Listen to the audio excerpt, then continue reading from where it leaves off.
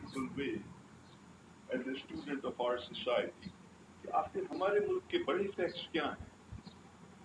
Everyone thinks their country is unique, but we have had a history and an economic history. And what we want to do, I will try and summarize in my own way. What are some of the big facts which have interacted, and out of their interplay, we have the sort of society we have, the sort of economy we have. And if we are to look at this idea of way forward, then we must look at our past.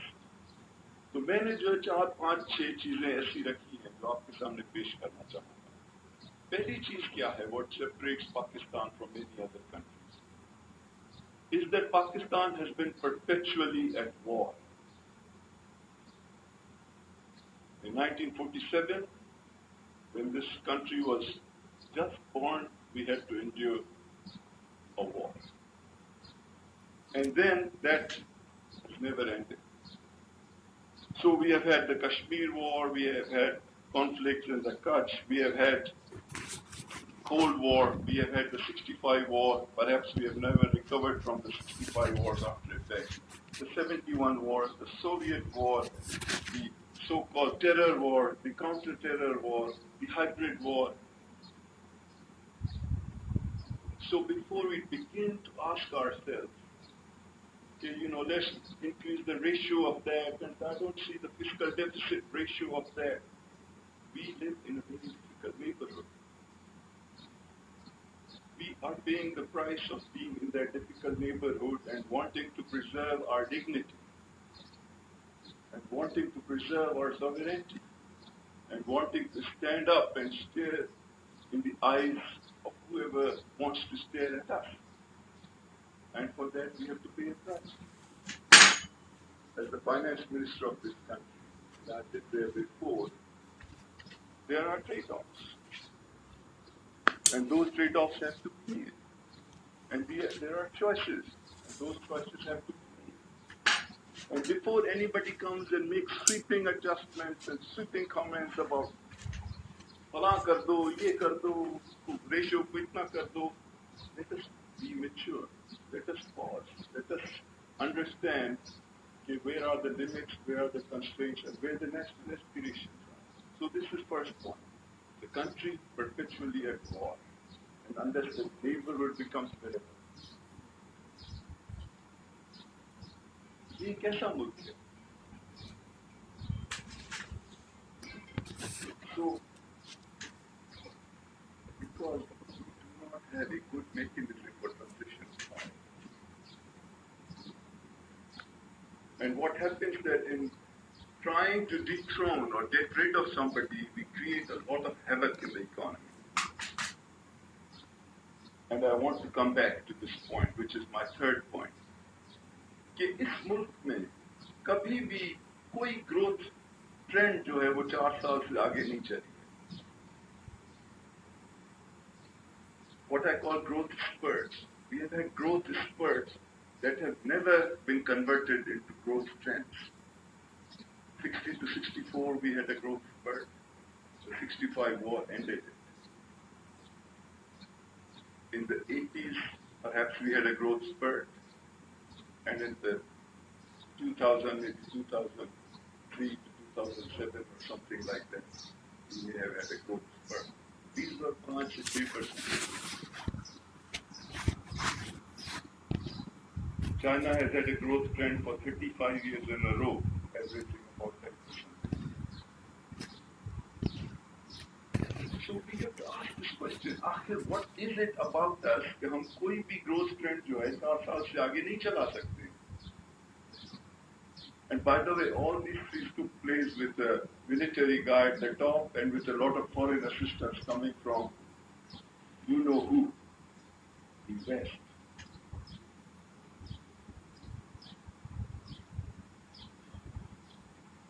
And they were all tied to wars.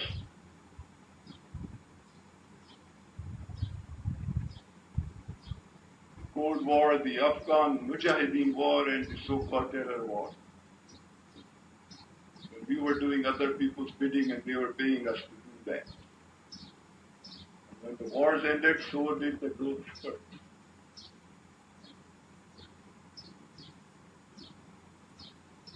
So this is my third point. This is something peculiar and unique. I've had the rare privilege. God has been very kind to me, working in 21 countries. Never seen one like this, and that's why I'm putting it on the table. This is something, a big fact about Pakistan. क्योंकि हम कुछ भी करना चाहें, अगर हमारी growth trend जो है वो 4 साल से आगे नहीं चल सकती है, we shall not succeed. Number 4, क्या चीज है पाकिस्तान के बारे में? Businessmen are here. Perhaps they can answer this question or help us figure out. We don't like to do business with anybody. ना हम किसी से कोई बिजनेस करना चाहते हैं, ना हम किसी से इन्वेस्टमेंट ले ला सकते हैं, ना हम किसी को कोई चीज बेच सकते हैं.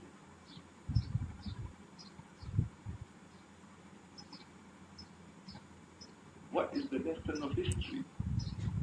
The lesson of history is that many countries got ahead in our life. Sailors within 24 hours and buy a camera at a duty-free shop. That was only 35, 40 years back. The fourth point I'm showing here, the way forward, so we don't get bogged down in the percentage. पांचवी चीज क्या है? कि this country has so much government. The federal government, the provincial government, the local government, the tehsil government. In one case of fisheries alone, fisheries department in Karachi, there were like 25 government agencies involved. And they do everything. Government does everything. They make policies, they make regulations, they own companies, they manage companies, they finance companies. And they do a pretty damn lousy job. But no matter which sector you turn to, you will find them there. And they are blocking others from coming in. They're creating barriers to entry. They are wanting, loans at cheap rates. They are wanting government guarantees. They are wanting you to, create space for them. And they never vanish, no matter how badly they do. So this is the other point. Because you see, many people tried the model of having governments do everything, and they all basically collapsed. 70 to 80 countries lost 50 years or so of their economic growth. But we are stuck in that same model. Where a guy who's running the Zakat department one day is running the steel mill the next day.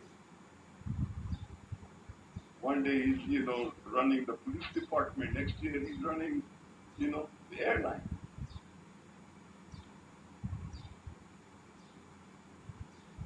So we have to think about it. These are real things. These are real phenomena. These are the big facts of our society. And until we begin to tackle them, the trends will not go one way. Now, a final point, and was touched upon, is that we have a very peculiar and different financial arrangement in this country post the 18th Amendment, or rather the amnesty award. You see, people think of the finance minister like Shoaib or Ghulam Shah or something like that. That's not the case anymore. Finance minister barely gets 40% of whatever goes through the business. And that's fine. I'm not grudging it. I'm not egging you on to do something about this. Because I realize that the practical person, how constitutional difficult that is. And I don't want to break the reality. The truth is, giving something to the provinces, you're never ever going to be able to take this back. So live with it. But the truth is that after you've given them 57.5 and you've given to Jammu and Kashmir, Azad Jammu and Kashmir, and Gilgit and Baltistan, and have projects for Quetta and so on, you barely left with 35, 38%. So these, we have to operate within this framework, and these are the big issues I want to put in front of you versus a formidable audience so that we can talk about it. Now I want to cut through to that, to the present, very briefly, because there's a lot of talk about the budget and everyone and their uncle has an idea on how the budget should be formulated. Of course, this government inherited a bad situation. I'm trying to be non-partisan. I'm not trying to take pot shots at anybody and make it a speech, it's like a quasi-political speech, which even our professionals end up degenerating into. So the point is that there was a bad situation. This government inherited about, 31 trillion of debt. तो ये कह देना कि fiscal deficit तो हमें कुछ अच्छा नहीं लग रहा भाई आपके पास अगर 3.5 ट्रिलियन होंगे टोटल फेडरल गवर्नमेंट के पास और 2.9 ट्रिलियन उसमें से डेट की इंटरेस्ट पेमेंट करनी है can we not pay that interest back? Of course we have. Of course we have to. Did Imran Khan borrow that? No. Does he have to pay it back, or his government have to pay it back? Of course. तो जो 0.6 trillion बच गया, उसमें से you have to defend your country, you have to run your civilian government, you have to provide your development expenditure, and do everything else. That means from day one, the question is not कि आप क्या करेंगे. The question is कि अगर बहुत कम करेंगे तब भी कितना बोरो करेंगे. The only decision the finance minister operationally eventually has to make is a single one. How much additional money I have to borrow yearly to live?